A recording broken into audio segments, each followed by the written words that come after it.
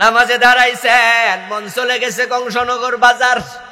আপনার নামাজ আল্লাহ কেন নেবে? আল্লাহ আপনার সামনে দাঁড়ানো, আর আল্লাহরে রাইকা নামাজে খাড়াইয়া মন পাঠাই দিছেন বাড়িতে, অথচ আপনি মসজিদে।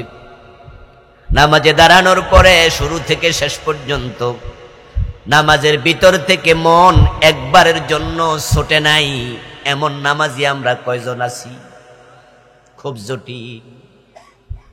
আমিও মাঝে মাঝে নামাজে খাড়ানোর সময় সিদ্ধান্ত নেই যে আজকে আল্লাহু আকবার কইয়া যে খাড়ামু, সালাম ফিরানো পর্যন্ত মন কোথাও যেতে দেব না, ডাইরেক্ট আল্লাহর সাথে আজকে রাখবো। দেখি যে 3 মিনিট পরে আর নেই। কিছুক্ষণ পরে দেখি মন আমাকে না বলে এক জায়গায় রওনা দিস, আবার ধরে মাস আনি মন নামাজের ভিতরে। কিছুক্ষণ পরে আবার ছুটা যায়। এমন কিছু কথা নামাজে মনে হয় যেটা গত সপ্তাহ চেষ্টা কইরাও মনে করতে পারি নাই। এরকম আমার হয় শুধু একা, ঠিক না? কি আপনাদেরও হয়? নামাজের বাহিরে ভুলে গেছিলাম, এটা মনে করতেছি আরে জিনিসটা যে কি জানি, মনেই হয় না। নামাজে খারাইলে শয়তান হাজির করে, কই দিলাম যা। আচ্ছা, আমাদের মন নামাজে না নামাজের বাহিরে, মনের খবর সবচেয়ে বেশি কে জানে? তো যে আল্লাহ সব জানে, তিনি যদি দেখেন তার সামনে খাড়াইয়া মন অন্য জায়গায় পাঠাই দিছেন, আপনার এই নামাজ তিনি কেন নেবেন? তিনি তখন ভাববেন তোর কাছে আমার চেয়ে বাজারের গুরুত্ব বেশি। তুই যে নামাজে খাড়াইয়া তোর অফিসের চিন্তা করলি, এতে বোঝা যায় আমি আল্লাহর চেয়ে তোর অফিসের গুরুত্ব।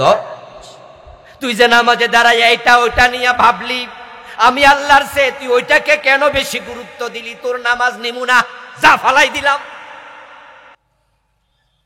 এবার আপনাদের জিজ্ঞাসা করতে চাই, এই দোষে যদি নামাজ পড়ে যায় তাহলে আল্লাহ পর্যন্ত গেছে, এই পর্যন্ত কত রাকাত? قال رسول الله صلى الله عليه وسلم لن ينجي احدكم عمله। সহিহ বুখারীর হাদিস। ও দুনিয়ার মানুষ, আমল করো, তবে শুনিও তোমাদের কারো আমল তাকে জাহান্নাম থেকে নাজাত দেবে না। যে আমল তোমরা করো, এই আমল দিয়া জান্নাত পাইবা না। জাহান্নাম থেকে মুক্তি পাওয়ার জন্য তোমার আমল এনাফ না। লান লান লান, ভবিষ্যৎকালে দৃঢ়তার সাথে কোন জিনিসকে না করার জন্য লান শব্দ আসে। লাইয়ুন দিয়া, কোনদিন নাজাত দেবে না। এই হাদিস শুনে একজন সাহাবী দাঁড়ালেন। কিলা ইয়া রাসূলুল্লাহি আওয়ালা আনতা, দাঁড়ায়া বললে ইয়া রাসূলুল্লাহ, বুঝেছি আমাদের আমল তো ভালো না, আমল আবার মন্দ, সওয়াবের সাথে গুনাহ ঢোকে, আমলের মাঝে রিয়া ঢোকে, মনের মাঝে ইখলাস থাকে না, তারপরে আবার তাড়াহুড়া তো আছেই। এমন নামাজ পড়ি রুকু থেকে সোজা হয়ে খাড়াই না, 2 সিজদার মাঝে ভালো করে বসি না, সুবহান রাব্বিয়াল আলা 3 বার তাড়াতাড়ি পড়ালা, এমন ভাবে তাসবিহ পড়ে কি উচ্চারণ করছে বুঝে না, এক নিঃশ্বাসে 7 আয়াত সূরা ফাতিহা শেষ। এমন নামাজ আল্লাহ কেন নেবে? কিন্তু রাসূল, আপনার নামাজ তো বড় ভালো, আপনি নামাজে দাঁড়াইলে পা ফুলে মোটা হয়ে যেত, এত লম্বা নামাজ। আপনি রুকুতে গেলে মা আয়েশা বলেন, আমার রাসূল এত লম্বা রুকু দিতেন, আমি ভাবতাম তিনি সেজদার কথা বুঝি ভুলে গেছেন। প্রিয় নবীজি সেজদায় গেলে আমি মাঝে মাঝে ভয় পেতাম, আমার রাসূল বুঝি সেজদার মাঝে ইন্তেকাল করেছেন। আমি পায়ে ধরে টিপ দিতাম, রাসূলুল্লাহ পা নাড়া দিলে বুঝতাম তিনি জীবিত আছেন। হুজুর, আপনি তো সাওমে বেসাল রাখেন, সেহরি খান না, ইফতার করেন না, টানা 2 দিন 3 দিন 5 দিন আপনি রোজা রাখেন, যে রোজা উম্মতের জন্য মানা নিষেধ। হুজুর, আপনার আমল তো বেশি, আপনি তো আমল করে জান্নাত পেয়ে যাবেন। রাসূলুল্লাহ জবাব দেন, লা ইল্লা আইয়াতাগাম্মাদানি আল্লাহু বিরহমাতিহি, ও আমার সাহাবারা শোনো, আমল করে জান্নাত পাওয়ার মতো আমল করার সামর্থ্য আমি নবী মুহাম্মাদেরও নাই। আমিও আমল করে জান্নাত পাবো না, তবে আমি জান্নাত পাবো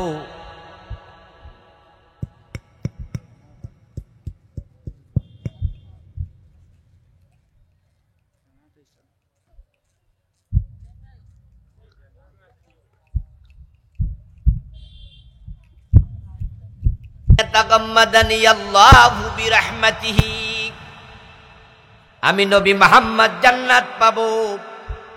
আর জান্নাত পাওয়ার কারণ আমার আল্লাহ আমাকে রহমতের চাদর দিয়ে আবৃত করে রেখেছে। সুবহানাল্লাহ। আমার প্রিয় ভাইয়েরা, রাসূলুল্লাহ যদি রহমতের মাধ্যমে জান্নাত খোঁজে, আমরা আল্লাহর জান্নাত পাওয়ার জন্য আমলের উপর নির্ভর করব না, আল্লাহর রহমত দরকার। সাহাবায়ে কেরাম রাদিয়াল্লাহু তাআলা আনহুমের সম্মান বেড়ে যাওয়ার পিছনে সবচেয়ে বড় কারণ তারা নবী মুহাম্মদুর রাসূলুল্লাহর সান্নিধ্য পেয়েছেন। রাসূল সাল্লাল্লাহু আলাইহি ওয়াসাল্লামের সাহাবাদের মাঝে সকলে মুহাদ্দিস ছিলেন না, সকল সাহাবী হাদিস বর্ণনা করেননি। রাসূলুল্লাহর সাহাবীর সংখ্যা প্রায় ১.৫ লক্ষ, হাদিস বর্ণনাকারী সাহাবীর সংখ্যা মাত্র কয়েকশো।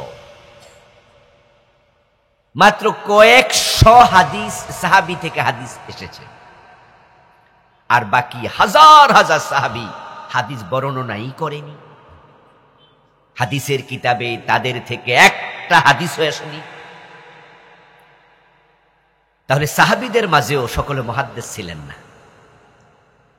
আচ্ছা, সাধারণ মানুষের মাঝে আমাদের এই বুড়িছং থানায় সকল মানুষের বিবেক কি একরকম? জ্ঞান একরকম? বুদ্ধি একরকম? আচ্ছা, মানুষের মাঝে একটু পাগল টাইপের মানুষ আছে না? কথা বলেন না। বুঝ কম এমন মানুষ আছে না? সাহাবীদের মাঝে কি পাগলা টাইপের মানুষ ছিল না? বুঝ কম ছিল না? মানুষ তো ছিলই, বরং একজন মহিলা ছিল পাগল, আকলিহা শাই। হাদিসের বর্ণনা, তার প্রবলেম ছিল মাথায়। রাসূলের কাছে এসে একদিন বললেন, ইয়া রাসূলাল্লাহ, আপনার সাথে আমার কাজ আছে। রাবি বলতেছেন ও আকলিহা শাই, তার মাথা ছিল বিগড়ানো, পাগলি। প্রিয় নবী সাল্লাল্লাহু আলাইহি সাল্লাম ওই মহিলাকে বললেন, ইয়া উম্মা ফুলান আইয়ুসিকাকে শিইতে, তুমি যে বললা আমার সাথে তোমার কাজ আছে। রাসূলুল্লাহকে এসে ধরছে যে চলেন, আপনার সাথে আমার কাজ আছে। তো রাসূল বলে, তুমি কোন গলিতে যেতে চাও, কোন রাস্তায় যেতে চাও, কোথায় আমাকে নিতে চাও? ওই পাগলি মহিলা বলে, এই রাস্তায়। মদিনার প্রেসিডেন্ট তার সাথে চলে গেলেন। সুবহানাল্লাহ। তাকেও সময় দিলেন, তার প্রয়োজন পূর্ণ করলেন। আমি বুঝাতে চাইলাম, সাহাবীদের মাঝে একটু মাথায় প্রবলেম, বুঝ কম, একটু পাগলা এমন দুই একজন ছিল না? আমার দোস্ত শুনুন, যেই সাহাবীর বুঝ কম, মাথায় সমস্যা, সবচেয়ে বড় তাবি আব্দুল্লাহ ইবনে মুবারক, সুফিয়ান আস-সাউরি রাহিমাহুমাল্লাহ, যারা তাবিদের মাঝে বিশ্বমানের মুহাদ্দিস। আব্দুল্লাহ ইবনে মুবারক, আব্দুল্লাহ ইবনে মুবারকের নাম শুনে নাই এমন আলেম পৃথিবীতে পাবেন না। ছোট আলেমরা উনার নাম শুনেছে, আর যারা উনার নাম শোনে না তাদের আলেম দাবি করা ঠিক। সুফিয়ান আস-সাউরির নাম শুনে না এমন আলেম পৃথিবীতে আপনি পাবেন না। ছোট আলেমরাও শুনেছে, যারা দাখিল আলেমে পড়ে তারাও সুফিয়ান আস-সাউরির নাম শুনেছে। ইমাম বুখারীর উস্তাদ, অনেক বড় বড় আলেম, তাবি। ওই তাবিদের মাঝে যারা 1 নাম্বার রোল নাম্বার শুরু, আর সাহাবীদের মাঝে যে পাগলা কম বুঝ সাহাবী, সম্মান কি তাবির বড় আলেম মুহাদ্দিসের বেশি না ওই পাগলা সাহাবীর বেশি? কারণ সে রাসূলের সোহবত পেয়েছে। হাদিসের মুহাদ্দিস ছিল না, সাহাবীদের মাঝে মাছ দইরা খাইছে এমন জেলে ছিল না, কৃষি কাজ করছে এমন কৃষক ছিল না, কাপড় সিলাইছে এমন দর্জি ছিল না, হান্ডি পাতিল বানাইছে এমন কুমার ছিল না, লোহার কাজ করে আন্তা খন্তা দা কুড়াল বানাইছে এমন কামার ছিল না। কথা বলে না কেন ভাইয়েরা? ছিল কিনা? ওই কামার সাহাবি, কুমার সাহাবি, কৃষক সাহাবি, এলেম কালাম বেশি নাই। রাসূলের সান্নিধ্যে 2-4 দিন ছিল, বাড়ি মদিনা থেকে 500 মাইল দূরে। জীবনে হয়তো একদিনে মদিনায় এসেছে, রাসূলের সাক্ষাৎ পেয়েছে, আর জীবনে কোনোদিন মদিনায় আসে নাই, রাসূলকে দেখেও নাই। দেখেছে জীবনে কয়বার?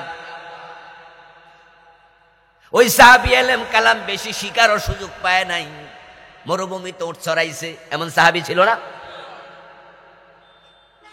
হাদিসের মাঝে 1 নাম্বার যিনি আলেম, সবচেয়ে বড় মুহাদ্দিস, ইমাম বুখারীর উস্তাদের উস্তাদ, দাদা উস্তাদ, কিন্তু জীবনে রাসূলকে একদিন দেখছে, আর কোনোদিন দেখে নাই, কোনো হাদিসও ভালো জানে না, অল্প কিছু শিখেছে, মরুভূমিতে মরে গেছে। ওই বড় মুহাদ্দিস তাবির দাম বেশি না কৃষক রাখাল সাহাবীর দাম বেশি? কেন দাম বেশি? কারণ সে জীবনে একবার রাসূলের সোহবত পেয়েছে। সোহবত অনেক দামি জিনিস। গরম লাগতেছে, একটু ফ্যান ট্যান দিয়েন, হাত ফাঁকা অথবা টেবিল ফ্যান। লক্ষ্য করে শুনুন, রাসূলুল্লাহর সোহবত একদিন পেয়েছে, একদিন মানিয়ে মনে হতে পারে 1 ঝলক পেয়েছে। ঈমান এনেছে, মক্কায় হজ করতে এসেছে, রাসূলও হজ করার জন্য মক্কায় গেছে বিদায় হজে। ওই সাহাবী বিদায় হজের দিন রাসূলের সামনে বসেছে। রাসূলুল্লাহ সাল্লাল্লাহু আলাইহি ওয়াসাল্লাম বিদায় হজে ভাষণ দিছে। ওই সাহাবীর সাথে সামনাসামনি মুসাফা হয় নাই, হ্যান্ডশেক হয় নাই। রাসূল তাকে লক্ষ্য করে কোনো কথাও বলে নাই, সেও রাসূলের সাথে কথা বলার চান্স পায় নাই। কারণ বিদায় হজের দিন সাহাবী ছিল 1,14,000-এর মতো। রাসূল তো সবার সাথে কথা বলার সময় পাবেন না, এটা স্বাভাবিক। কিন্তু আপনাদের মতো মাঠে বসে রাসূলের বক্তৃতা শুনেছে 20 মিনিট, 15 মিনিট, এই যে চলে গেল, জীবনে আর দেখা হয় নাই। ওই লোকটাও সাহাবী। এই 15 বছরের সোহবতের কারণে তার দাম এমন বেড়েছে, সে আব্দুল্লাহ ইবনে মুবারকের চেয়েও দামি হয়ে গেছে।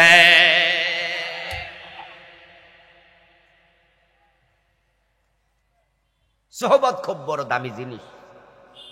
তো আজকের মাহফিলে আমাদের উস্তাজুল উসাতেজা, শাইখুল মাশায়েখ, উস্তাজুল মুহাদ্দিসিন, অসংখ্য মুহাদ্দিসের উস্তাদ আল্লামা ফজলুল করিম হাফেজাহুল্লাহ হুজুর আসবে। এজন্য হুজুরের ওয়াজ শুনতে মাঠে বসতে পারা এটা সৌভাগ্যের। যদি আমার পরে মাহফিল না থাকতো, আমিও হুজুরের পাশে বসে অথবা আপনাদের মতো মাঠে বসে হুজুরের ওয়াজ শুনতাম। এজন্য হুজুরের ওয়াজ শুনতে থাকবেন তো ইনশাআল্লাহ? এটা আপনাদের সৌভাগ্য। সোহবত নেবেন ইনশাআল্লাহ। আলোচনা করবেন তামির মিল্লাত কামিল মাদ্রাসার সম্মানিত ফকিহ মুফতি শরীফুল ইসলাম সুলতানি। উনিও আমাদের শাইখুল হাদিস হুজুরের ডাইরেক্ট ছাত্র। হুজুরের কাছে ধামতি আলিয়ায় শরীফ ভাই পড়ছে, ডিরেক্ট পেয়েছে হুজুরকে। আজকের প্রধান অতিথি এটিএম মিজানুর রহমান ভাই সহ উপস্থিত হবেন আরো আপনাদের এই বুড়িচঙ্গের কৃতি সন্তান, বিশিষ্ট শিক্ষাবিদ অ্যাডভোকেট ডক্টর মোবারক হোসাইন, উপস্থিত অন্যান্য সম্মানিত ওলামাই হজরত। ইসলামী সঙ্গীত একটি শুনিয়ে আমাদের হৃদয়কে আলোড়িত করেছেন সুর সম্রাট, বাংলাদেশের ইসলামী সঙ্গীতাঙ্গনের শ্রেষ্ঠ সুরকার মহতারাম শিল্পী মশিউর রহমান ভাই। উনি অলরেডি আমাদের সাথে বসে আছেন মঞ্চে। ওনার ইসলামী সঙ্গীতের আমি একজন গুণমুগ্ধ শ্রোতা। ভাই আরো ইসলামী সঙ্গীত আপনাদের শোনাবেন। দোয়া করছি আল্লাহ তাআলা মশিউর রহমান ভাইয়ের কণ্ঠকে আরো দারাজ করে দিন। উপস্থিত মহতারাম ওলামায়ে কেরাম, ইসলাম প্রিয় তৌহিদি জনতা, পর্দার অন্তরালের সতী সাধবী, সম্মানিতা মা ও বোনেরা, আল্লাহর বড় শুকরিয়া। মাগরিবের পরপর কোরআনের এই মাঠে, কোরআনের আহ্বানে, কোরআনের কথা বলার জন্য আল্লাহ আমাদেরকে উপস্থিত হওয়ার তৌফিক দিলেন, কোরআনের কথা শোনার মতো আল্লাহ মন দিলেন, সুস্থতা দিলেন। এজন্য আমরা শুরুতেই আল্লাহ তাআলাকে শুকরিয়া জানাই, কৃতজ্ঞতা জানাই, কালিমাতুর শুকর ফরি আলহামদুলিল্লাহ। ছোট ভাইরা বসে যাও, ভলান্টিয়ার রাখেন এক দুজন, যেন একজনও দাঁড়িয়ে না থাকে, যে আসে তাকে একটু বসাই দেবেন। প্রিয় দিনী ভাইয়েরা, আমি আপনাদের সম্মুখে পবিত্র কোরআন মাজিদ থেকে সূরাতুন নিসায়ের 31 নম্বর আয়াতে কারিমা তিলাওয়াত করেছি। প্রিয় নবী মুহাম্মদুর রাসূলুল্লাহ সাল্লাল্লাহু আলাইহি ওয়াসাল্লামের পবিত্র মুখনসৃত একখানা ছোট্ট হাদিসে নববী পাঠ করেছি। আল্লাহ তাআলা তৌফিক দান করলে এখান থেকে কিছু কথা বলবো ইনশাআল্লাহ। আল্লাহ তাআলা এই কথাগুলোকে আমাদের সকলের নাজাতের উসিলা বানিয়ে দিন, বলেন আমিন। সূরা আন-নিসার 31 নম্বর আয়াতে আল্লাহ তাআলা বলছেন, ইন তাজতানিবু, যদি তোমরা বিরত থাকো, যদি তোমরা পরিহার করো, কাবাইরা, কবিরা গুনাহগুলো, মা তুনহাউনা আনহু, যেগুলো থেকে তোমাদেরকে নিষেধ করা হয়েছে, তোমাদেরকে যা থেকে বিরত থাকতে বলা হয়েছে, যদি সেই কবিরা গুনাহগুলো তোমরা পরিহার করো, নুকাফির আনকুম সাইয়্যাতিকুম, আল্লাহ বলছেন তোমরা যদি কবিরা গুনাহ ছেড়ে দাও, তোমাদের সগীরা গুনাহগুলো আমি আল্লাহ নিজে মাফ করে দেব।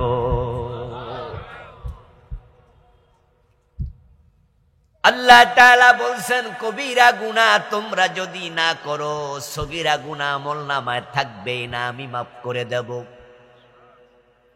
অন্য আয়াতে আল্লাহ বলেন, ইন্নাল হাসানাতি ইউযহিবনাস সাইয়্যাত, মানুষ যখন কিছু ভালো কাজ করে তারা শুধু ভালো কাজের সওয়াবই পায় না, ভালো কাজ করলে আমি সওয়াব দেই, সাথে সাথে ভালো কাজের কারণে আমলনামার সগীরা গুনাহ মাফ করে দেই।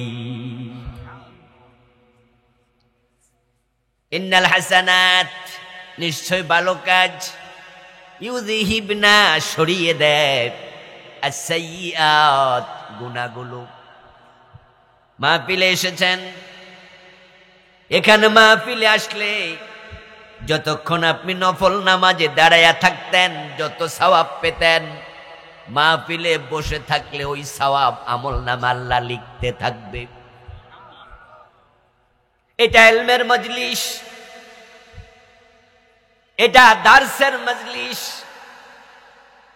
এখানে আমরা যারা এসেছি, আমরা বক্তারাও এসেছি আল্লাহর বান্দাদেরকে কোরআনের কথা হাদিসের কথা শোনাবো।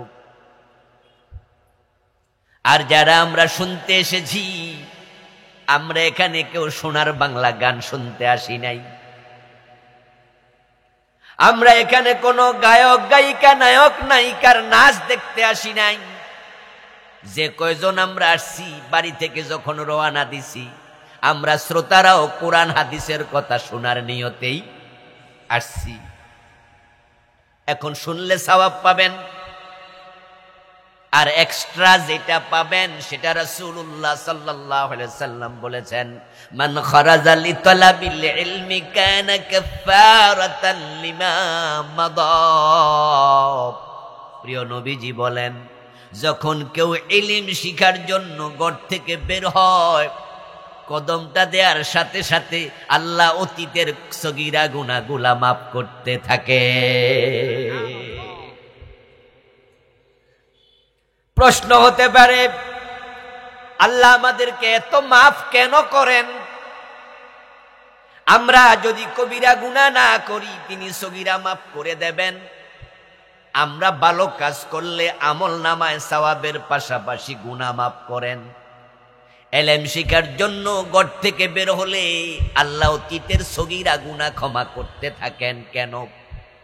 উত্তর হলো একটা, আমল নামায় গুনাহ থাকলে গুনাহ জাহান্নামের কারণ হয়। আমল নামার গুনাহ আমাদের জান্নাতের পথে বাধা হয়ে দাঁড়ায়।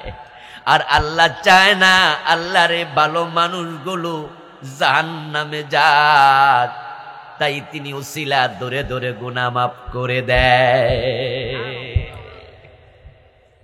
আমার প্রিয় ভাইরা, আপনারা বলুন তো, আল্লাহ তাআলা যত মাখলুক বানাইছে সবচেয়ে প্রিয় মাখলুকের নাম কি? আরে মানুষ বলতে চায় না রে, বলেন না আল্লাহর সবচেয়ে প্রিয় মাখলুকের নাম কি? মানুষ। আল্লাহ যত মাখলুক বানাইছে সবচেয়ে সেরা মাখলুকের নাম কি? মানুষ হলো আশরাফুল মাখলুকাত। ও দোস্ত, যেদিন বিয়ে করার জন্য দুলাপ মেয়ের বাড়িতে রওনা দেয়, সাথে 100, 200, 300 বরযাত্রী যাই থাকুক না কেন, সেদিন বড় টুপি, সুন্দর টুপি, ভালো পোশাকটা কার গায়ে থাকে? বুড়ি সঙ্গের মানুষ কি বিয়া শাদী করে নাই নাকি? সবচেয়ে সুন্দর টুপি, ভালো কাপড়টা কার গায়ে থাকে? ওই দুলা সেদিন নাম্বার 1 মানুষ, 1 নাম্বার। এবার বলুন তো, দুলার চেয়ে দেখতে সুন্দর, দুলার চেয়ে স্বাস্থ্য মোটা এমন বরযাত্রী 2-1 জন নাই? কিন্তু সেদিন ওই মোটা বেটা রুল নাম্বার 1 নাকি? বরযাত্রীদের মাঝে 300 জন, 200 জনের মাঝে দেখতে চামড়া সাদা, নাদুস নুদুস মোটা কাটা রুল দুলা যদি কালো হয়, রুল নাম্বার 1 সেদিন কার? সুন্দর আলীর না দুলার? এই 300 জন মানুষের মাঝে দুলার চেয়ে শিক্ষিত লোক 2-4 জন আছে না নাই? কিন্তু সেদিন রুল নাম্বার 1 কার? বিয়ের দিন দুলা যেমন সবার মাঝে নাম্বার 1, আল্লাহর মাখলুকের মাঝে মোটা আছে অনেক মাখলুক। হাতি অনেক মোটা, তিমি মাছ অনেক বড়, জিনদের অনেক ক্ষমতা। বলুন তো, দেহের শক্তি মানুষের বেশি না জিনের বেশি? জানেন তো, জিনের এমন ক্ষমতা, আল্লাহ জিনদেরকে এত পাওয়ার দিছে, জিনেরা উড়াল দিয়া 1 মুহূর্তে 1000 মাইল চলে যেতে পারে।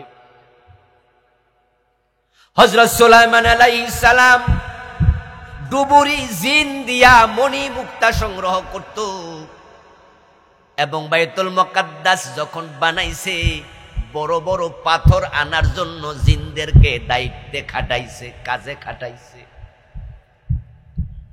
হিমালয়ের চূড়ায় ওঠার জন্য 10 মিনিট সময় দেয়। আমরা বলবো কেমনে উঠবো? বললো 10 দিন। পারবো না। আর জিনদেরকে যদি বলে হিমালয়ের চূড়ায় উঠবা 30 সেকেন্ড, হে কয় 15 সেকেন্ডও লাগবে না। দেহের শক্তি কি জিনের না মানুষের কার বেশি? দেখতে শুনতে মোটা কি হাতি না মানুষ? কিন্তু সৃষ্টির মাঝে সেরা কে? বিয়ের দিন দুলা যেমন, মাখলুকের মাঝে মানুষ ঠিক তেমন। ও ভাই আমার, বিয়ের দিন দুলা বেজ্জতি হোক, দুলা ছোট হোক, এটা যেমন বর পক্ষ কনে পক্ষ কেউ চাইবে না, বরং দুলাকে সেদিন সবাই সম্মান দেয়। আমার আল্লাহর কাছে মানুষ সৃষ্টির সেরা, তাই আল্লাহ চায় না গুনাহ লইয়া জাহান্নামে বেজ্জতি হোক।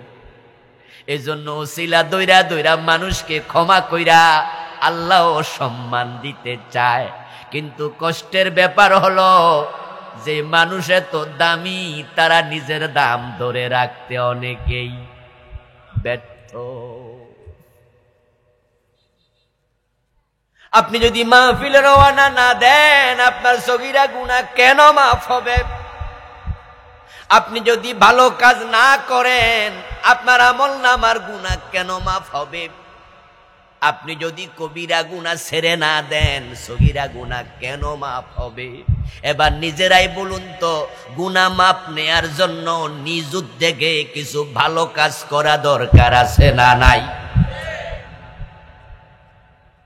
রাতের বেলায় বেড়া মদ খাইছে, তারপরে পতিতা নারী লইয়া নষ্টামি করছে, তারপর নাপাক শরীর লইয়া ঘুমাইয়া গেছে।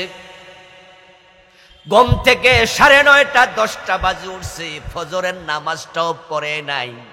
মদ খাওয়া কবিরা গুনাহ, পতিতার সাথে রাত কাটাইছে, জেনা করা কবিরা গুনাহ, ফজরের নামাজ ছাইরা দিছে, এটা আরেক কবিরা গুনাহ। পরের দিন সারাদিন গোশ খাইছে, সুদ খাইছে, শুধু কবিরা গুনাহ কইরা কইরা কাটাইছে। সন্ধ্যাবেলা তার আজরাইল আইসা মৃত্যুর পরোয়ানা জারি করছে। আপনারাই বলেন তো, এই বেটার গুনাহ আল্লাহ কোন উসিলায় মাফ করবে? হে তো গুনাহ মাফ পাওয়ার মতো কোনো কাজ করে নাই। এখন এই লোকটা যদি জাহান্নামে যায়, আল্লাহর দোষ কেমনে দেবেন?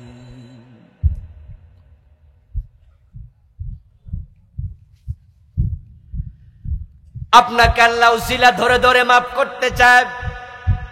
শুধু মাফ নয়, ইনতাজতানিবু কাবাইরা মা তুনহাউনা আনহু নুকাফির আনকুম সাইয়্যাতিকুম। যদি তোমরা কবিরা গুনাহগুলো পরিহার করো, আমি আল্লাহ সগীরা গুনাহগুলা মাফ করে দেব। অতটুকু বলে আয়াত শেষ করেন নাই, এবার বলতেছে ওয়ানুদখিলকুম মুদখালান কারীমা। তোমরা কবিরা গুনাহ যদি ছেড়ে দাও, আমি সম্মানের ঘর জান্নাতে তোমাদের প্রবেশ করাবো। আজকের এই মাহফিলে আপনারা যারা এসেছেন সবাই জান্নাতে যেতে চান তো? আল্লাহকে জানাইয়া দেন না, বলেন না জান্নাতে যেতে চান? হ্যাঁ, জান্নাত চাইয়েন আল্লাহর কাছে, এটা চাইয়া নিতে হয়। কারণ আমাদের যে আমল, এই আমল কইরা বেহেশত বহু দূরের কথা। আপনারা জান্নাতে যেতে চান তো ইনশাআল্লাহ? আচ্ছা, জান্নাতে যেতে চাইলে যে কাজটা করতে হবে সেটা হলো ইনতাজতানিবু কাবায়েরা। আল্লাহ বলছে কবিরা গুনাহ যদি ছেড়ে দাও। ইনকে আরবিতে বলে হরফে শর্ত। আলেম ওলামারা এগুলো খুব বোঝে। আপনারা সাধারণ মানুষ সব বুঝবেন না, কিন্তু কিছু তো বুঝবেন। শর্ত এমন এক জিনিস যেটা পূর্ণ না হলে পরেরটা পূর্ণ হয় না। আরবিতে একটি কায়দা আছে, নিয়ম আছে, ইজা ফাতা শারতু ফাতাল মাশরুত। শর্ত যদি ফাউত হয়, পূর্ণ না হয়, পরেরটা মাশরুত বলে, সেটাও ফাউত হবে, পূর্ণ হবে না। যেমন নামাজ পড়ার জন্য ওযু করা শর্ত। আচ্ছা, কেউ যদি ওযু ছাড়া অপবিত্র অবস্থায় নামাজ পড়ে, নামাজ হবে তো? ওযু বাদ, নামাজও বাদ। ওযু ভেঙ্গে গেছে, নামাজ শেষ, নামাজও ভেঙ্গে গেছে। আল্লাহ বলছেন তাজতানিবু কাবাইরা মা তুনহাউনা আনহু। যদি তোমরা নিষিদ্ধ কবিরা গুনাহগুলো ছেড়ে দাও, নুদখিলকুম মুদখালান কারীমা, তাহলে সম্মানের স্থান জান্নাতে আমি প্রবেশ করাবো। এতে বোঝা যায় যে কবিরা গুনাহ ছাড়বে না, সে জান্নাত পাওয়ার সম্ভাবনা নাই। জান্নাত পাওয়ার জন্য কবিরা গুনাহ ছেড়ে দিতেই হবে। এই শর্ত দিয়েছেন কে? এই মাইকল আওয়াজ বাড়াও, মাইকল আসেনি? দৌড় মারো ভাই, হ্যাঁ মাইকের আওয়াজ বাড়াও। জান্নাত পাওয়ার জন্য কবিরা গুনাহ ছাড়ার শর্ত কে দিলেন? বলেন বলেন, কথা বলেন, কে দিয়েছেন? আচ্ছা, জান্নাত বানাইছে কে? জান্নাতের মালিক কে? জান্নাত দেবেন কে? কোন পীর সাহেব হুজুর, কোন আউলিয়া উলিয়া? জান্নাত দেওয়ার ক্ষমতা কোন নবীর নাই। নবীদের যে জান্নাত সেটাও দেবেন কে? নবীর জান্নাত কার হাতে? এজন্য হাসরের দিন আল্লাহ যখন রেগে যাবেন কাহার সূরত ধারণ করে, তখন নবীরাও কি বলবে? নফসি নফসি নফসি, আমার কি উপায়, আমার কি উপায়। আমার প্রিয় ভাই, জান্নাত যিনি দেবেন তিনি বলছেন কবিরা গুনাহ ছেড়ে দাও। কবিরা গুনাহ এবং জান্নাত একসাথে পাওয়া যায় না। এজন্য যারা জান্নাতে যেতে চায় তারা কবিরা গুনাহ করবে না, এবং যে কবিরা গুনাহগুলো হয়ে গেছে সেগুলো থেকে তারা তাওবা করে। কারণ তাওবা যদি না করেন, কবিরা গুনাহ আমলনামায় থাকে, একটা কবিরা গুনাহ জান্নাতের পথে অন্তরায় হয়ে যেতে পারে। আমাদের বাংলাদেশের লোকদের একটা ভুল চিন্তা আছে, সেটা হলো আচ্ছা গুনাহ করলে করছি আর কি, সুদ খাইলে খাইছি আর কি, নামাজ তো আর সারি না, আচ্ছা ঘোষ খাইলে খাই আর কি, রোজা তো আর সারি না। আমাদের চিন্তা হলো আমরা দুইটা একসাথে চালাব। এই জন্য 5 ওয়াক্ত নামাজি সুদে টাকা লাগায় এমন লোক ভারেল্লা আছে না নাই? ও মনে করছে নামাজ তো পড়তেছে, সুদ খাইলে খাই আর কি। আল্লাহ তাআলাকে তারা লামসাম একটা বুঝ দিয়া জান্নাত খোঁজে। আচ্ছা বলুন তো, আদম আলাইহিস সালাম আল্লাহর কথা কয়টা শুনে নাই জান্নাতে? জোরে বলেন কয়টা? একটা। আল্লাহ আদমকে কি জান্নাতে থাকতে দিছেন? আদম আলাইহিস সালামকে আল্লাহ বলেছিলেন ফালা তাকরাবা হাদিহিস শাজারা ফাতাকুনা মিনাজ জালিমিন, ওই গাছের কাছে যেও না আদম হাওয়া, গেলে তোমরা জালেম হয়ে যাবে। ফাদাল্লাহুমা বিগুরুর, তাদের দুইজনকে শয়তান ধোঁকা দিল। তারা শয়তানের কথায় প্রলুব্ধ হলো, ওই গাছের কাছে চলে গেল। ফালাম্মা যাকাশ শাজারা, এবং দুইজন মিলে গাছের ফল ভক্ষণ করল। বাদাত লাহুমা সাওয়াতুহুমা, আল্লাহর কথা লঙ্ঘন করে গাছের কাছে গিয়ে গাছের ফল খাওয়ার সাথে সাথে দুইজনের গায়ের মাঝে জান্নাতের যে পোশাক ছিল, পোশাক নিজে নিজে খুলে পড়ে গেল। আল্লাহ তাআলা দুইজনের জান্নাতের পোশাক শরীর থেকে খুলে নিয়ে দুইজনকে ল্যাংটা বানায়া, উলঙ্গ বানায়া ছেড়ে দিলেন। তফিকা ইয়াকসিফানে আলাইহিমা মিন ওয়ারাকিল জান্নাহ, দুইজন জান্নাতের গাছের পাতা ছিঁড়ে লজ্জাস্থান আবরণ করতে, আবৃত করতে শুরু করে দিলেন। এবং যখন জান্নাতের পোশাকটা দেহ থেকে খসে পড়ে গেল, তখন দুইজন বুঝে নিলেন কাজটা ঠিক হয় নাই। ক্বালা রব্বানা যালামনা আনফুসানা, দুইজন আল্লাহর কাছে তাওবা করতে শুরু করে দিলেন। আমার দোস্ত লক্ষ্য করুন, আদম এবং হাওয়া আলাইহিমাস সালাম আল্লাহর একটা কথা শুনে নাই, আল্লাহ জান্নাতের পোশাক খুলে নিয়ে গেছে। দুইজনে আল্লাহর কাছে কান্নাকাটি করে তাওবা করল। আল্লাহ তাদের তাওবা কবুল করলেন বটে, কিন্তু জান্নাতে আর রাখলেন না, দুইজনকে দুনিয়ায় পাঠাইয়া দিলেন। একটা গুনাহ করলে জান্নাতে থাকা যায় না, একটা গুনাহ করলে জান্নাতের পোশাক গায়ে থাকে না।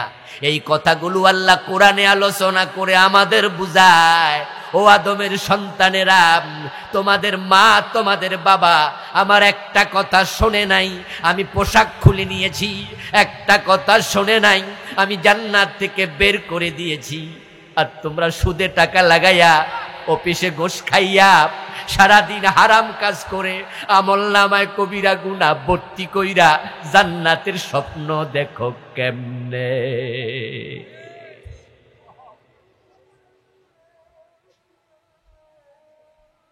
রাসূলুল্লাহ সাল্লাল্লাহু আলাইহি ওয়াসাল্লামের একাধিক সাহাবীর ব্যাপারে হাদিস পাওয়া যায়, যাদের আমলনামার একটা মাত্র কবিরা গুনাহ নবীর সাহাবীর কবরের আযাবের কারণ হয়েছে, জাহান্নামের কারণ হয়েছে। আর আমরা ডজন ডজন কবিরা গুনাহ করতেছি, জান্নাতের স্বপ্ন দেখছি। নবীজি মুহাম্মদ সাল্লাল্লাহু আলাইহি ওয়াসাল্লাম যুদ্ধের ময়দানে, যুদ্ধ চলছিল, আল্লাহর হাবিবের কাছে এসে এক ব্যক্তি খবর দিল, ইয়া রাসূলুল্লাহি ফুলানুন কাদ উস্তুশহিদা, ও রাসূল আজকের যুদ্ধ অমুক শহীদ হয়ে গেছে। ওই ব্যক্তির নাম বলেছে, সে রাসূলুল্লাহর খাদেম ছিল, আল্লাহর নবী তাকে খুব ভালো করে চিনে। আজকের যুদ্ধে মুসলমানদের পক্ষ হইয়া জিহাদের মাঠে যুদ্ধ করতে করতে সে আজকে শহীদ হয়েছে। যে দেখছে সে আইসা বলতেছে, হুজুর অমুক তো শহীদ হয়ে গেছে। প্রিয় নবীজি শুনে বললেন, কাল্লা কাদ রাআইতুহু ফিন্নারি বিআবাতিন কাদ গাল্লাহা। অসম্ভব, অসম্ভব, সে শহীদ হয় নাই। কারণ আমি নবী মুহাম্মদ তাকে নিজের চোখে জাহান্নামে দেখে এসেছি। রাসূলুল্লাহর সাহাবী, রাসূলুল্লাহর খাদেম, যুদ্ধের মাঠে মুজাহিদ, আজকে যুদ্ধে মারা গেছে। রাসূল বলছেন, না সে শহীদ নয়, তাকে আমি জাহান্নামে দেখেছি। কেন? এবার কারণ বলতেছে, বিআবাতিন কাদ গাল্লাহা। কারণ হলো অমুক যুদ্ধের গনিমতের মাল থেকে সে একটা চাদর চুরি করেছে।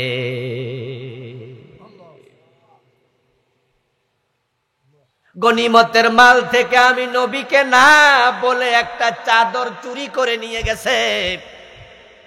ওই চুরির অপরাধে আল্লাহ তার শাহাদাতটা কবুল করেন নাই। এই চুরি করা চাদরের ব্যাপারে লোকটা তাওবা করে নাই, আমলনামায় গুনাহটা থেকে গেছে। তাই আকাশের মালিক তার উপর নারাজ। যুদ্ধের মাঠে মরো শহীদ হতে পারল না। আর আমরা সুদের টাকা, ঘুষের টাকা, কবিরা গুনাহ, কোরআনের আইনের বিরোধিতা, মাজারে গিয়ে সেজদা, মরা পারের পীরের কাছে সন্তান চাওয়া, গলার মাঝে তাবিজ ঝুলাইয়া চলা, কুফরি মতবাদের পিছনে চলা। 53 বছর মানুষের আইনে চলছে দেশ। এই দেশ আল্লাহর আইনে চালানোর চেষ্টা না করা, নিজের মেয়েটাকে বোরকা ছাড়া স্কুলে পাঠানো, নিজের বউটা বোরকা ছাড়া যায় মার্কেটে, কত কবিরা গুনাহ প্রতিদিন করি, অথচ আমরা জান্নাতের স্বপ্ন দেখছি। প্রিয় নবীজি সাল্লাল্লাহু আলাইহি ওয়াসাল্লাম মদিনার এক কবরস্থানের পাশ দিয়ে যাচ্ছিলেন। মাশাআল্লাহ, আজকের সম্মানিত প্রধান অতিথি আমাদের মিজান ভাই, ভালো আছেন নি আপনি? ভালো আছেন না? হ্যাঁ ভাই, চেয়ার দেন, বসতে দেন, বসতে দেন ভাইকে, বসতে দেন।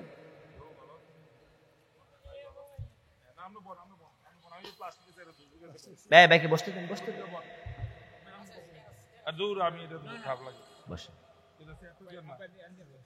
আচ্ছা ভাই, আসেন তো কিছুক্ষণ। আচ্ছা প্রিয় ভাইয়েরা, বলছিলাম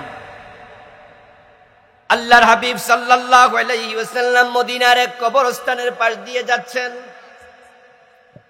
সহিহ বুখারীতে এসেছে, মাররান নবী সাল্লাল্লাহু আলাইহি ওয়াসাল্লাম বিকবরাইন জাদীদাইন ফাকালা ইন্নাহুমা লা ইউআযাবান ওয়া মা ইউআযাবান ফি কাবীর।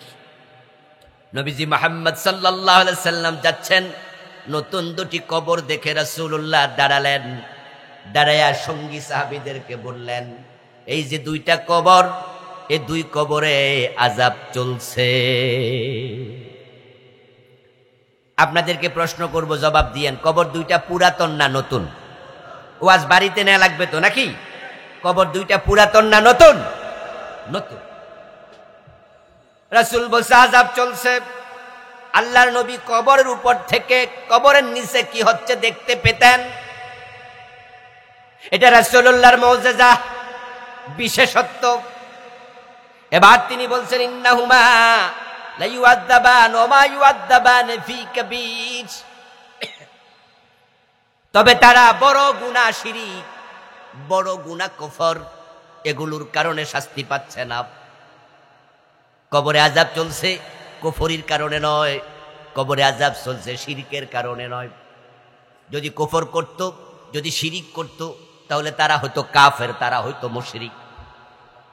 কিন্তু দুইজন নতুন কবরওয়ালা, দুইজনে ছিল রাসূলুল্লাহর সাহাবী। সাহাবীরা শিরিক করলে আর সাহাবী থাকে না। শিরিক করলে কি মুসলমান থাকে? সে মুশরিক হয়ে যায়। কুফরি করলে কি মুসলমান থাকে? সে তো কাফের হয়ে যায়। এই জন্য রাসূল বলছেন তারা বড় গুনাহ কুফর শিরকের কারণে আযাব পায় না। তাহলে আযাবটা কেন হচ্ছে এবার শোনো। আম্মা হাদুহুমা ইয়ামশি বিন নামিমা, কবরের দিকে ইঙ্গিত করে বলতেছে এই কবরওয়ালা তার একটা গুনাহ ছিল, সে গুনাহটা হলো সে ছগলখড়ি করত। একজনের দোষ, একজনের কথা আর একজনের কাছে যাইয়া কানে কানে কইয়া দুইজনের মাঝে ঝগড়া লাগাইয়া দিয়া আলগাত বইয়া বইয়া মজা নেয়, এমন কিছু মানুষ সমাজে আছে না নাই? এই চরিত্রের মানুষ যাদেরকে আমরা বলি কুটনামি করে, পেছ লাগাইয়া দেব, বউ শাশুড়ির মাঝে ঝগড়া লাগাইয়া দেব, ভাইয়ে ভাইয়ে ঝগড়া লাগাইয়া দেব, বন্ধু বন্ধু মনোমালিন্য তৈরি করে দেব, মিথ্যার প্রচার করে, কিছু নিজে বানাইয়া বলে, আবার কিছু সত্যের সাথে মিথ্যার সংমিশ্রণ দেব। ওই লোকটার একটা বদ অভ্যাস ছিল, ইয়ামশি বিন নামিমা, সে ছগলখড়ি করত। এই একটা গুনার কারণে কবরে আযাব চলছে। এবার দ্বিতীয় কবরের দিকে তাকায়া বলছেন, ও আম্মা আলা আখার, দ্বিতীয় জনের সমস্যা লা ইয়াস্তাতিরু মিন বাউলিহি, সে প্রস্রাব করে পবিত্র হতো না। দাঁড়াইয়া দাঁড়াইয়া প্রস্রাব কইরা তারপর আস্তে করে লারা দিয়া হাইটা জায়গা, এমন লোক আসেনি? প্রস্রাব করে হাইটা যাওয়ার পরে সে ফ্যান সামনে দিয়া কিছু কিছু ভিজা দেখা যায়, এমন লোক আছে। কুকুরের মতো অবস্থা। আমার দোস্ত প্রস্রাব থেকে পবিত্র হতো না। হতে পারে ওই সাহাবী রাখাল ছিলেন, আর রাখাল যারা থাকেন গরু ছাগল চড়াতো, হতে পারে গরুর প্রস্রাবে ছিটা কাপড়ে পড়ছে, খেয়াল করে নাই অথবা গুরুত্ব দেয় নাই, পবিত্র হওয়ার ব্যাপারে সতর্ক ছিল না। ওই প্রস্রাব থেকে পবিত্র না হওয়ার কারণে কবরে আযাব চলতেছে। যদি একটা করে গুনাহ থাকলে সাহাবীর কবর আযাব হয়, ওই গনিমতের মাল থেকে চাদর চুরি করেছে, ওই ছগলখড়ি করেছে, প্রস্রাব থেকে পবিত্র হয় নাই, তাই কবরে আযাব চলছে। এখন আমরা যারা আজকের মাঠে আছি, নিজের আমলের দিকে তাকালে যদি আমল নামায় গুনাহ দেখা যায়, আর এই গুনাহ লইয়া এখন মরেন, কবরে আযাব হওয়ার সম্ভাবনা আছে না নাই? সাবধান মুসলমান, সাবধান। হঠাৎ করে খবর আসছে কংসনগরের অমুক হুজুর বা অমুক হাজি সাহেব বিষ খাইয়া মারা গেছে, ফাঁসিতে ঝুলছে। মানুষ যখন বিষ খাইয়া মরে, ফাঁসিতে ঝুলে মরে, এমন খবর আমাদের কাছে আসে, আমরা সবাই একটু আফসোস করি। আমরা বলি, আহা, লোকটা করলো কি? ওই লোকটা যদি ভালো মানুষ হয় আফসোস আরো একটু বেশি করি। আরে হাজি সাহেব মানুষ বিষ খাইলো কেন? আরে লোকটা তো ভালো ছিল, কেন ফাঁসিতে ঝুললো? ও দোস্ত, ওই বেটা মরল বিষ খায়া, আফসোস আপনি কেন করেন? কারণ আপনি একটা মাসালা জানেন, আত্মহত্যা করা জায়েজ না হারাম, কবিরা গুনাহ। ওই লোকটা কবিরা গুনাহ লইয়া মারা গেছে। যেহেতু সে মরার সময় গুনাহ করে মরল, এই গুনাহ থেকে তাওবার সুযোগ আর সে পায় নাই। তার আমল নামাতে অন্য কোনো গুনাহ আছে কিনা এটা আমি জানি না, কিন্তু একটা কবিরা গুনাহ আত্মহত্যা সেটা আছে আমি জানলাম। ওই একটা গুনার খবর জানার কারণে আমি তার জন্য আফসোস করতেছি। এবার আপনাদের কাছে আমার প্রশ্ন, তার একটা কবিরা গুনাহ শুইনা যদি তার জন্য আপনি আফসোস করেন, ভাবুন তো আপনার আমল নামায় কবিরা গুনাহ একটা আছে না আরো বেশি? তাহলে নিজের জন্য আফসোস করবেন কবে?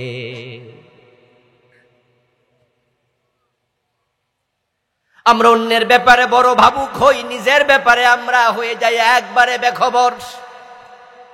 কান খুলে শোনো মুসলমান, সুদে যারা টাকা লাগাইছো, তুমি জান্নাতের কাছেও যেতে পারবা না। আমার নবীজি বলেছেন, সুদ খেলে ৭৩টা গুনাহ হয়, সবচেয়ে ছোট গুনাহ হলো নিজের মায়ের সাথে জেনা করা। সবচেয়ে বড় গুনাহটা হলো আল্লাহ এবং রাসূলের সাথে যুদ্ধ ঘোষণা করা। যে মানুষগুলো শিরকের সাথে জড়িয়ে আছে, ওই মানুষগুলো তো ইমানদারের তালিকাতে নাই। শিরিক তো সবচেয়ে বড় কবিরা গুনাহ, আর সবচেয়ে বড় কবিরা গুনাহ শিরক। এটা তোমার আমল নামায় থাকলে তোমার নামাজ, রোজা, হজ, যাকাত 1 পয়সা এগুলোর দাম নাই। এখন শিরিক কি সেটাই তো ইলমের অভাবে অনেকে জানে না। আমার দোস্ত, জনগণ সকল ক্ষমতার উৎস, এই চিন্তা যার মাথায় আছে সে মুশরিক অবস্থায় আছে। কারণ সব ক্ষমতার উৎস আল্লাহ নিজে, জনগণ ক্ষমতার উৎস নয়, জনগণ ক্ষমতার ওসিলা হতে পারে। ডাক্তার আমাকে সুস্থ করেছে, এই চিন্তা যার মাথায় সে শিরকের মাঝে আছে। ডাক্তার তোমাকে সুস্থ যদি করত, তাহলে রোগী নিজে ডাক্তার রোগী হইয়া মরে, এমন ডাক্তার আছে না নাই? ক্যান্সারের চিকিৎসক ক্যান্সারে মারা গেছে, এমন ঘটনাও আছে। ডাক্তার তোমার সুস্থতার ওসিলা হয়েছে, কিন্তু তুমি কও না ডাক্তারে আমারে ভালো কাটছে। এজন্য আপনি, ভারতের একজন গায়ক আছে যার নাম নচিকেতা, ওই নচিকেতা গান লিখে এবং গানে সুর দেয়। তার একটা গান আছে, ডাক্তার সে তো ভগবান। দেখুন লক্ষ্য করে নচিকেতার গানে সে ডাক্তারকে বলতেছে ভগবান, তারপরে আবার ডাক্তারদের অন্যায়গুলো তুলতে ধরে গিয়া বলছে কসাই আর ডাক্তার সমান সমান। কিন্তু ডাক্তারকে প্রথমে বলল ভগবান, বলল ডাক্তার তোমার হাতে আমার প্রাণ। নাউজুবিল্লাহ পড়েন।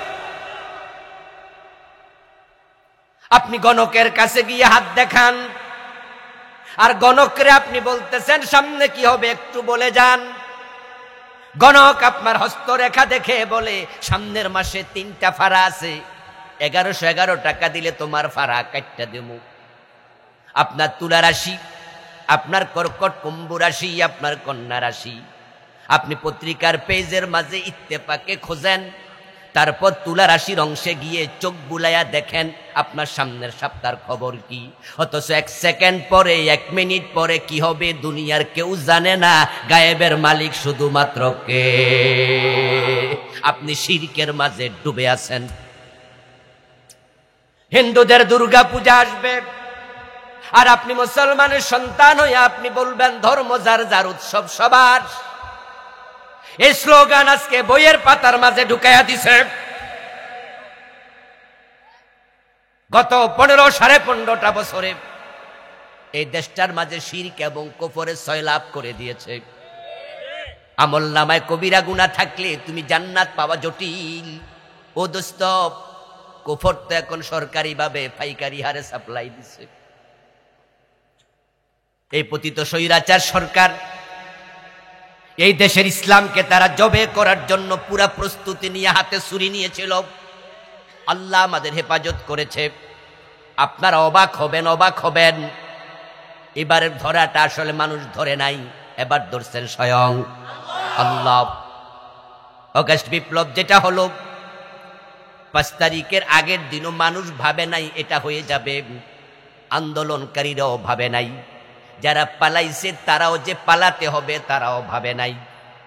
যদি 4 তারিখও দরবেশ বাবা টের পাইত, তাহলে সে দাড়ি কামাইয়া পালাইতো না। 3 তারিখে ব্যক্তিগত হেলিকপ্টার নিয়ে পালানোর সামর্থ্য উনার ছিল কিনা? আমাদের দরবেশ বাবা একটা পার্সোনাল হেলিকপ্টার, পার্সোনাল বিমান একা ইউজ করবে এমন টাকা তার আছে না নাই? সে 4 তারিখে জানলো পালাইতো, বুঝে নাই। এবং যারা আন্দোলনকারী ছিল তারাও তো সরকারের পতন চায় নাই, পদত্যাগ চায় নাই, তারা চেয়েছিল কোটা সংস্কার। সরকার বলে দিত দ্যাটস ওকে, আন্দোলন 1 সেকেন্ডে থেমে যেত। কিন্তু না, অহংকারীর মুখ থেকে অহংকারের তীব্রতা বের হলো। রাজাকারের বাচ্চা, রাজাকারের নাতি গালি দিয়ে আগুনের মাঝে ঘি ঢেলে দিল। যদি 3 দিন পরে সাংবাদিক সম্মেলন ডেকে আবার সরি বলতো, আন্দোলন হয়তো আবার থেমে যেত। কিন্তু পুলিশকে বলল গুলি করো। অবস্থা এমন হলো, একজন গুলি খাইলে 4 জন দাঁড়ায়া যায়। গুলি করো, তাদেরকে রোধ করা যায় নাই, বাড়িতে ফেরানো যায় নাই। আবাবিল পাখির মতো ছাত্ররা রাস্তায় নেমে জীবন দিয়েছে।